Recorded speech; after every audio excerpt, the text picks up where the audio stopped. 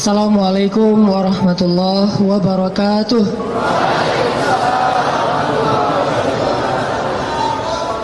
Alhamdulillahirabbil alamin. Alhamdulillahilladzi anzala as-sakinata fi qulubil mu'minin liyazdadu imanan ma'a imanihim. Asyhadu an la ilaha illallah wahdahu la syarikalah wa asyhadu anna Muhammadan abduhu wa rasuluhu la nabiyya ba'dah. Allahumma salli wa sallim wa barik ala sayyidina Muhammad wa ala alihi wa sahbihi wa man tabi'ahu ila yaumil qiyamah. Radina billahi rabba wa bi Muhammadin nabiyya wa bil islami dina. Rabbi syrah li sadri wa yassir li amri wahlul 'uqdatan min lisani yafqahu qawli. Sehat teman-teman semuanya?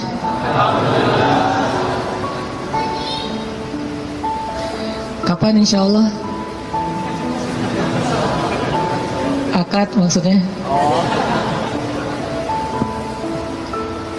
Boleh saya tanya dulu, siapa yang baru nikah?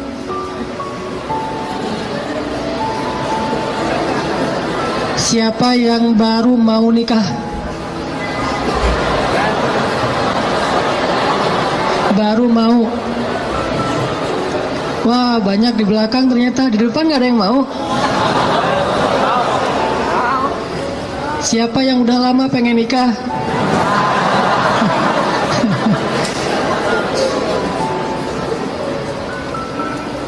Kalau nikah tuh jangan kepengen ya. Langsung datang aja, ditolak datang lagi, ditolak datang lagi. Kayak Julaibib, pantang menyerah. Kita hari ini bahas apa? Jangan salah fokus. Fokusnya tuh kalau di kamera yang otomatis itu adalah wajah ya. Jadi kan ada tuh kalau kita foto langsung nyari wajah. Kalau orangnya geser, fokusnya geser. Jadi dia nggak pernah gagal. Gak mungkin dia fokus ke wajah tiba-tiba ngambil sepatu gitu. Sepatunya pink misalnya. Nggak mungkin kan? Artinya hari ini kita bahas tentang fokus dalam mencari cinta. Fokus dalam mencari cinta. Salah fokus dalam mencari cinta itu mungkin maksudnya adalah kalau kita mencari cinta itu mungkin buat mencari kesenangan dunia saja. Coba kita belajar mencari cinta itu untuk ngedapatin akhirat. Menurut saya itu lebih true love, lebih endless love. Kenapa? Karena cinta yang paling endless itu adalah cinta yang dibawa sampai ke akhirat. Jadi cinta di dunia dan di akhirat. Tapi sebelum kita menemukan cinta-cinta apapun dalam hidup kita, coba kita belajar ngedapetin cinta Allah Subhanahu wa ta'ala. Karena Allah lah yang pemilik segala cinta. Kalau Allah udah cinta kepada hambanya, maka Allah Subhanahu wa ta'ala akan menitipkan rasa cinta di dalam hati semua hambanya untuk orang yang dia cintai. Kalau Allah cinta sama kita, Allah akan titipkan rasa cinta kepada semua makhluk agar mencintai kita. Tapi kalau Allah nggak cinta kepada seseorang, Allah cabut rasa cinta dari semua makhluk, sehingga nggak ada yang mencintai kita kecuali karena hawa nafsu. Jadi kalau kita pengen ngedapetin cinta sejati, cintailah dulu dan raih pula cinta pemilik hati, yaitu Allah Subhanahu wa ta'ala. Jadi hari ini kita akan coba bahas tentang jangan salah fokus dalam mencari cinta. Oke, saya akan angkat kisah cinta Nabi Musa alaihissalam. Ada di surat apa teman-teman? Kisah cinta Nabi Musa. Nabi Musa pernah jatuh cinta? Pernah, kepada istrinya. Tahu nggak cerita Nabi Musa ketika pertama ketemu sama pasangannya, sama istrinya? Pernah baca kisah itu? Coba buka surat Al-Qasas, surat 28. Itu kisah cinta Nabi Musa alaihissalam. Surat Al-Qasas, surat Al-Qasas, surat 28 ayat 22. Coba buka aplikasi Al-Qurannya. Surat Al-Qasas, surat 28 ayat 22. Saya akan baca dari ayat 22 sampai ayat 28.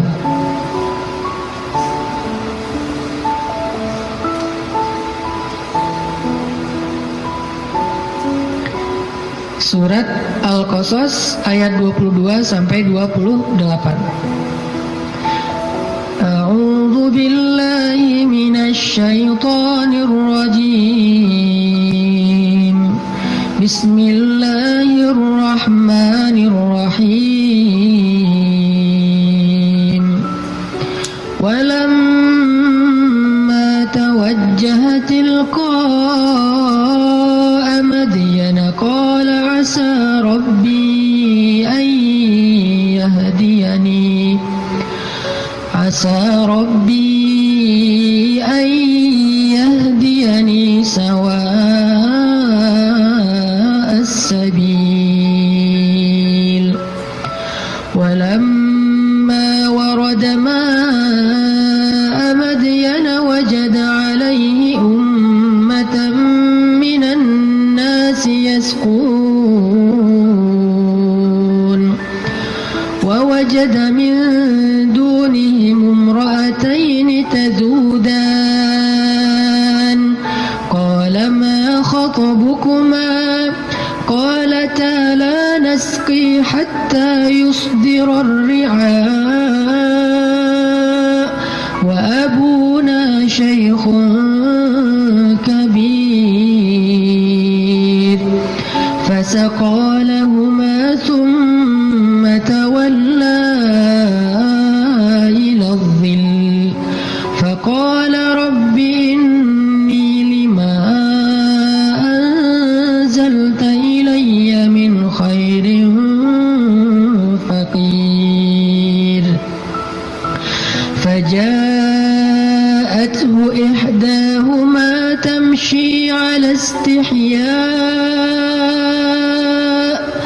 قالت إن أبي يدعوك ليجزيك أجر ما سقيت لنا فلما جاءه وقص عليه القصص قال لا تخف نجوت من القوم الظالمين قالت إحداهما يا أبت استأجره إن خير من استأجرت القوي الأمين قال إني أريد أن أنكحك إحدى بنتي هاتين على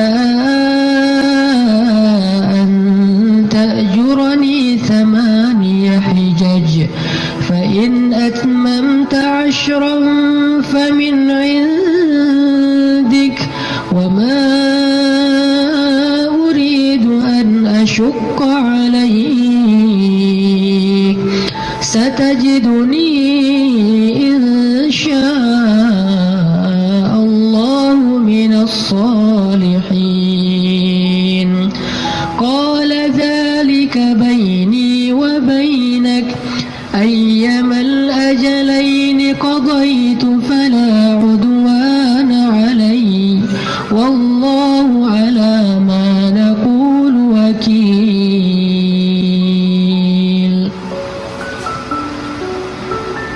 ketika Musa menghadap ke arah negeri Madian. Ia berdoa, semoga Tuhanku membimbingku ke jalan yang benar. Lalu saat ia sampai di sebuah sumber air di negeri Madian itu, ia menjumpai di sana sekumpulan orang yang sedang memberi minum kepada ternaknya. Dan ia melihat di belakang orang banyak itu dua perempuan yang sedang menambat ternak mereka. Musa bertanya, "Apa yang kalian butuhkan?" Kedua perempuan itu menjawab, "Kami tidak dapat memberi minuman ternak kami sebelum penggembala-penggembala itu memulangkan ternak mereka, sedangkan ayah kami adalah orang tua yang sudah lanjut usianya." Lalu Musa menolong mereka dengan memberi minuman ternak itu. Kemudian dia kembali ke tempat teduh lalu berdoa, "Ya Tuhanku, sesungguhnya aku sangat membutuhkan suatu kebaikan yang turun darimu kepadaku." Tidak lama kemudian datanglah kepada Musa salah seorang dari dua perempuan tadi, berjalan dalam keadaan malu-malu. Ia berkata, "Sesungguhnya ayahku memanggil engkau agar ia memberikan hadiah terhadap kebaikanmu dengan memberi minuman ternak kami tadi." Maka tatkala Musa bertemu dengan ayah perempuan itu dan menceritakan kepadanya cerita tentang dirinya, laki-laki itu berkata, "Janganlah kamu khawatir, kamu telah selamat dari orang-orang yang zalim itu atau Fir'aun." Lalu salah seorang dari kedua perempuan itu berkata, "Wahai ayahku, ambillah ia sebagai pekerja kepada kita. Sesungguhnya orang yang paling baik yang engkau ambil sebagai pekerja adalah orang yang kuat lagi dapat dipercaya." Berkatalah laki-laki itu, "Sesungguhnya aku ingin menikahkan kamu dengan salah seorang dari putriku, dengan dasar bahwa kamu bekerja kepadaku selama 8 tahun. Dan jika kamu cukupkan 10 tahun, maka itu adalah satu kebaikan darimu. Maka aku tidak hendak memberati kamu, dan kamu insya Allah akan mendapatiku termasuk orang-orang yang baik." Musa berkata, "Baiklah, itulah perjanjian antara aku dengan engkau. Yang mana saja dari kedua waktu yang ditentukan itu aku sempurnakan, maka tidak ada tuntutan tambahan atas diriku lagi, dan Allah adalah saksi atas apa yang kita ucapkan." Shadaqallahul azim. Teman-teman yang dirahmati Allah Subhanahu wa taala, itulah kisah, salah satu penggalan kisah dari kisah Nabi Musa yang sangat panjang di dalam Al-Quran. Nanti kita bisa melihat bagaimana Nabi Musa tetap fokus kepada cita-citanya, tetap fokus kepada keinginannya, tetap fokus kepada himmah, azam, apa yang selama ini dicari oleh Nabi Musa alaihissalam. Walaupun adegan hidupnya berubah-ubah, karena manusia itu menjalani hidup dengan adegan yang kadang-kadang kita tidak menduga. Saya merasa bahwa hidup saya itu penuh dengan kejutan dari Allah. Saya orang Aceh asli, anak dari orang tua yang mungkin bukan orang kaya, tapi tiba-tiba Allah mentakdirkan saya kuliah di Mesir. Lalu pulang dari Mesir saya tinggal di Bandung. Sampai hari ini banyak adegan dalam hidup kita itu, banyak hal yang kita nggak pernah menduga. Adegan hidup bisa berubah, tetapi azam harus tetap ada di dalam diri kita, di dalam hati kita. Sehingga adegan-adegan yang kita alami, apakah itu adegan sekolah, belajar, adegan menikah, adegan bekerja, adegan berteman, semua adegan dalam hidup kita itu harusnya menjadi sebuah potensi, kekuatan, dan penyemangat buat kita mendapatkan apa yang sudah terazam dalam hati kita. Gak boleh cita-cita kita itu berubah gara-gara adegan berubah. Gak boleh harapan kita itu berubah gara-gara situasi berubah. Harusnya harapan kita itu kepada Allah Subhanahu wa Ta'ala tidak berubah sama sekali, walaupun hidup kita terus dinamis, berubah-ubah sesuai dengan kondisi, tetapi harapannya tetap sama.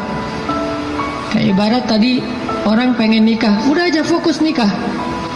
Kalau dia bekerja, niatnya bekerja supaya bisa mempersiapkan mahar yang layak buat calon kekasih. Apa mahar yang layak? Minimal mah 1 miliar, 1 villa ya, mobil Alphard. Setuju yang di belakang?